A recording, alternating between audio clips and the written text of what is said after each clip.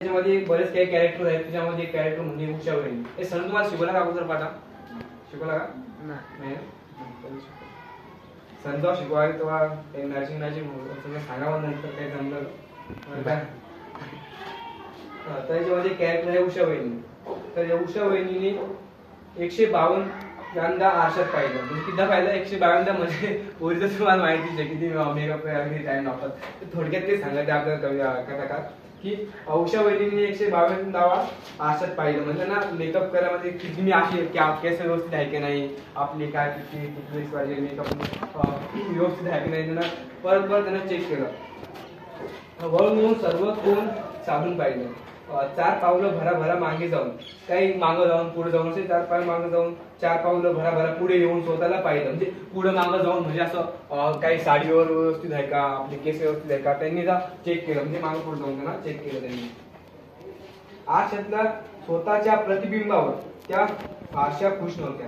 आणि त्यांच्या जे आरशातलं प्रतिबिंब होतं, म्हणजे त्याचं जे स्वरूप होतं, जे आरशामध्ये आपण पाहतो, आपण स्वतः दिसतो, आणि त्यांना ते पाहिल्याबद्दल त्यांना काही बरं वाटलं नाही.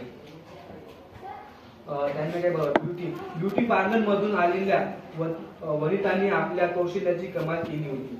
आणि जी वनिता याच्यामध्ये पहिले कॅरेक्टर आहे ती म्हणजे वनिता, ते ब्युटी पार्लर मधून आली होती. ती वनिता ब्युटी पार्लर मधून आली होती ना, तिच्या कौशल्याची कमाल होती. पण तरीही वय फारसं लपत नव्हतं. आणि तिचं वय जे होतं ते काही लपत नव्हतं. आता तिचं वय आढळत आपण आढळत आहे, आपण 18+. तिचं असं तिचं वय समजा 30 असेल, 30-35. तिचं वय जे ना अधोरेखित होतं. आणि ते तिचं वय काय दिसत त्यामुळे ती खुश नव्हती. टीव्हीची गाडी चारला येणार होती. वहिनींनी घड्याळाकडे पाहिले. जी टीव्हीची गाडी होती, जेव्हा तिचं जे होतं प्रबोधन होतं त्याच्यामध्ये स्टेजवर त्यांनी तिला बोलवलं होतं तिच्या सन्मानासाठी, तिला बोलवलं होतं. तर त्याच्यामध्ये ती गाडी जी होती ती 4ला येणार होती. उषा वहिनींनी घड्याळाकडे पाहिलं. अजून तब्बल 6.5 मिनिट बाकी आहेत. आता अजून किती बघितलं? 6.5 मिनिटं बाकी. तिला असं वाटलं की अजून बरेच टाइम बाकी, अजून 6.5 मिनिटं बाकी आहे. तिला असं वाटलं.